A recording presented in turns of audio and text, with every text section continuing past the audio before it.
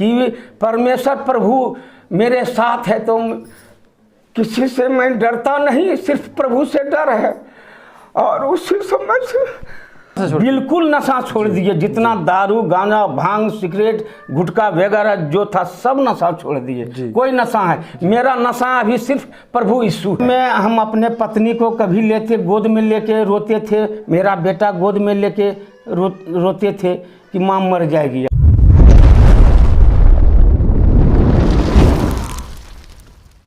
आप सबको जय मसीह की। प्रभु आप सबको आशीष दे। और आज का वीडियो बहुत ही खास होने वाला है और मैं सुशील ब्रदर आप सबके बीच में एक बहुत ही खास वीडियो लेकर आए हैं। और आज हमारे बीच में एक चाचा हैं जिनका नाम ब्रह्मदेव ठाकुर जी है और ये प्रभु यीशु मसीह को आज मानते हैं और उनके बताए हुए रास्ते पे चलते हैं। लेकिन एक बड़ी बात हम आपको बताना चाहते हैं, प्रभु यीशु मसीह को नहीं मानते थे, लेकिन इनके पत्नी को एक नया जीवन मिला और उसके चलते प्रभु यीशु मसीह को मानने लगे। और आज हम लोग इस वीडियो में देखने वाले हैं। तो सबसे पहले हम आपका स्वागत करते हैं। आप अपना नाम बताएं।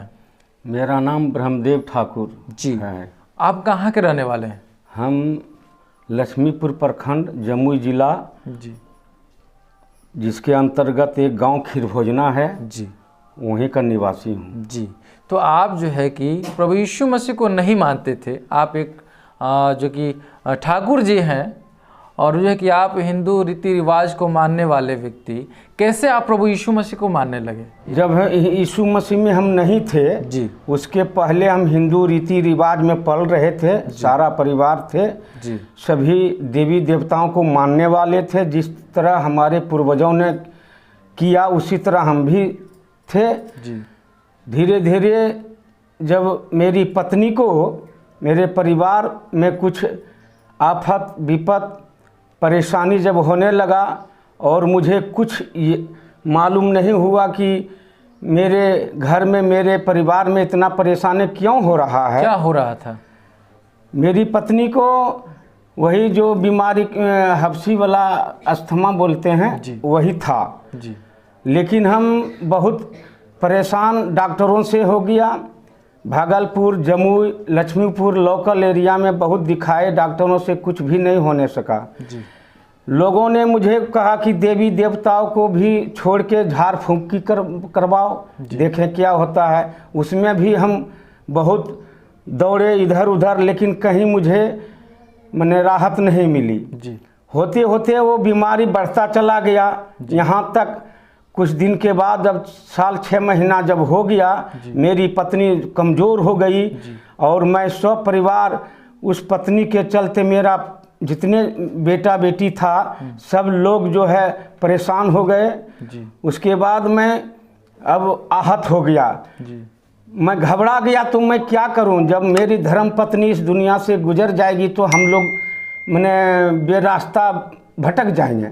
मतलब एक बहुत बड़ा चिंता हो गया। चिंता हो गया सर, सोच में पड़ गया। क्या सोच में पड़ गया। शादी विवाह 1-2 लड़की को अभी बाकी देना था, लड़के को पढ़ाना भी है। कितने बच्चे थे? मेरे 4 बच्चे हैं, बच्चियां हैं और 1 बच्चे हैं। कमाने वाले? कमाने वाले सिर्फ मैं एक था। जी, क्या करते थे? मैं खेती गृहस्थी करते थे और मैं अपना पेशा जो है बार्बरिंग का नाइस जी, बाल काटना दाढ़ी बनाना उसमें थे।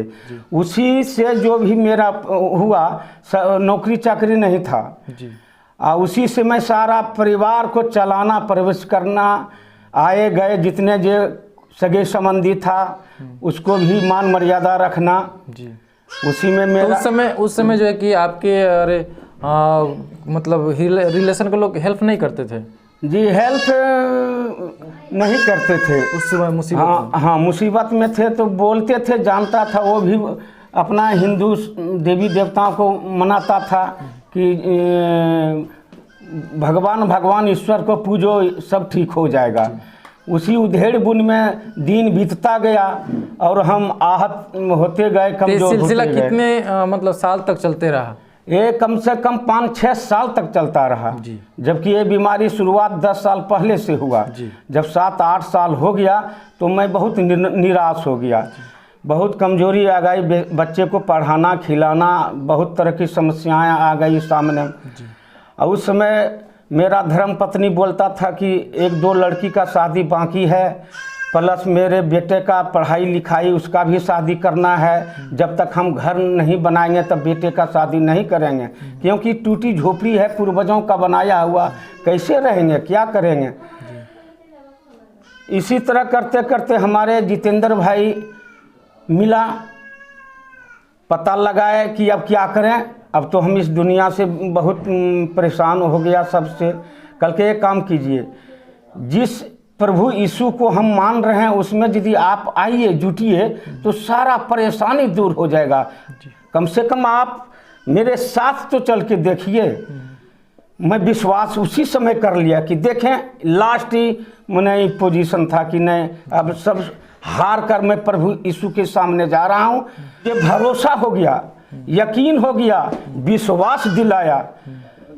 उनके साथ होकर के मैं जब यीशु मसीह के चर्च में, दरबार में, उनके कलीसिया में जाना शुरू किया, जिसमें हम इसके पहले जब हम घर बना रहे थे उस समय इतना मैंने मेरी धर्मपत्नी कमज़ोर हुई कि मरना सन हो गई।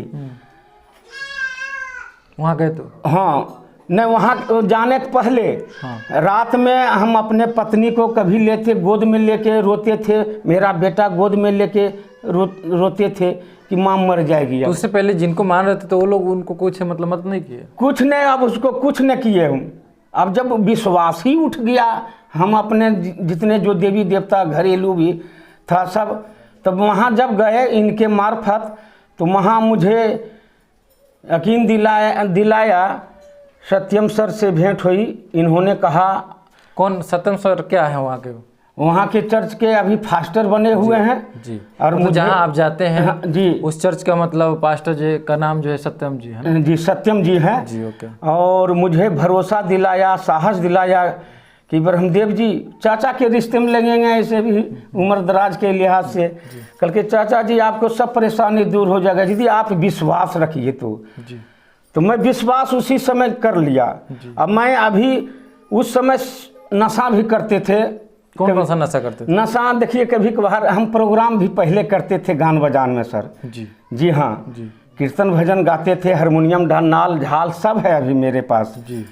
तो मुझे कुछ भी उससे प्रभाव नहीं पड़ा जी। तो मैं सबको छोड़ दिया और अभी मैं नशा मुक्त हो गया, कोई तरह का नशा नहीं। मतलब वहाँ गए तो नशा छोड़ दिए? हाँ, नशा छोड़ दिए,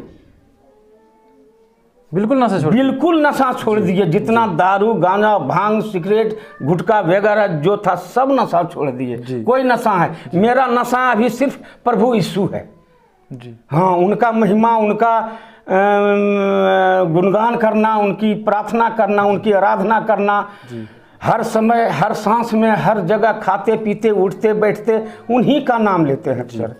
और जितने जो मेरा पहले देवी देवताओं का नाम जो भी मेरे सामने लेता है तो मुझको मैं सुन नहीं पाता हूँ जी। जी। फिर पत्नी को कैसे क्या हुआ? पत्नी को फिर वहाँ ले जा कर के हम उनके दरबार में गए, जहाँ प्रभु का दरबार है, कलिसिया में गए, जहाँ सत्यम सर अपना ये खोले हुए हैं चर्च, उसमें गए। 1 महीना 2 महीना जब गए तो मुझे बहुत एहसास हुआ कि नहीं, यहाँ बहुत मैंने हमको राहत मिला।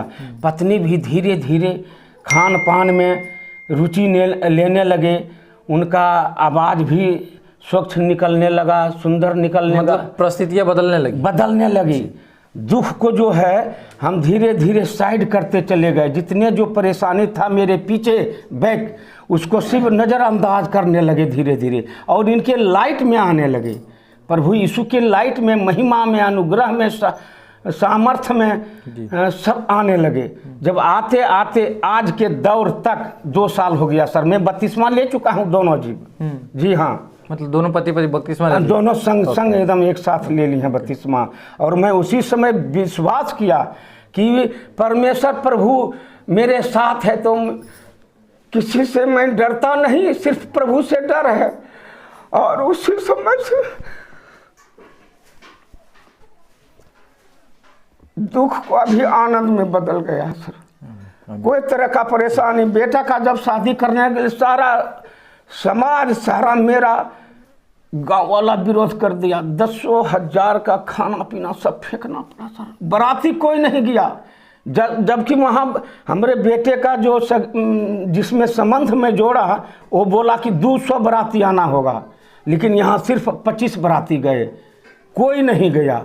सिर्फ हमारे जेहल भतीजा के रिश्ता में है, ये सिर्फ गए जादव में, और सारा ठाकुर समाज गए जो भी जाने वाला था। बस यूँ ही खाली गया धन्यवाद। और मेरे साथ परमेश्वर यहोवा मेरे साथ गया, मेरे साथ आया और सारा प्रोग्राम सही सलामत से बेटे का शादी किए। चाचा साक्षात गवाही है मेरे साथ। तो आज बिल्कुल आप चंगे हो गए, चंगे हो गए हैं, और इसीलिए प्रभु यीशु मसीह को यीशु मनीष को मानते हैं, तन मन धन से मानते हैं जी। तो ये क्या आपका धर्म परिवर्तन हुआ? मेरा मन परिवर्तन हुआ है सर जी। धर्म परिवर्तन नहीं हुआ? नहीं हुआ। तो एक और बात बताया जाता है, क्या पैसा मिलता है? क्या पैसा मिला वहाँ पे? जी पैसा नहीं मिला जी, सिर्फ आपके लिए प्रार्थना किया गया। प्रार्थना किया गया, और इसीलिए प्रभु यीशु मसीह को विश्वास करते हैं कि आपके पत्नी को जो 10 साल से बीमारी था, चंगा हो गया अभी। जी ओके जी हाँ। तो दोस्तों, आप लोगों ने देखा किस प्रकार से चाचा अपनी गवाही को आपके बीच में रखें। आज जिस प्रकार से पूरे दुनिया में जो है कि ईसाई समाज के ऊपर जो है कि एक दोष लगाया जा रहा है कि धर्म परिवर्तन कराया जा रहा है और पैसा दिया जा रहा है, बहुत सारी बातें जो है कि बताया जा रहा है, लेकिन आज एक देखते एक ठाकुर समाज के व्यक्ति आपके बीच में गवाही दे रहे कि सबको मानते थे लेकिन कोई काम नहीं आया। अपने पत्नी को गोदी में लेकर रोते थे कि मेरा घर कैसे चलेगा, मेरे बच्चे कैसे पढ़ेंगे, कैसे मेरे बच्चे को देखभाल कौन करेगा। लेकिन आज कौन काम आया?